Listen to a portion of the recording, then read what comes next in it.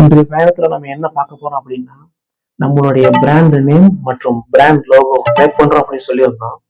ஆனா நம்ம இப்ப எங்க போய்கிட்டு இருக்கோம் அப்படின்னா, நம்மளுடைய உறவுகளுடன் ஒட்டி வாழ வேண்டும் என்பதற்காக, எதற்காக நாம் உறவுகளுடன் ஒட்டி வாழ வேண்டும் அப்படின்னா, ஒரு சக்சஸ்ஃபுல் பிசினஸ்க்கு தேவையானது 3 category people: boss, employees, customers. இவங்க 3 பேருக்கும் காமனா இருக்க வேண்டிய ஒரு பண்பு என்ன அப்படின்னா ரிலேஷன்ஷிப். சரியா இருந்தால் மட்டும்தான் அந்த பிசினஸ் சக்சஸ் நோக்கி போகும். நம்மளுடைய முதல் கஸ்டமர் யார் அப்படின்னா நம்மளுடைய சொந்த பந்தங்கள் தான்.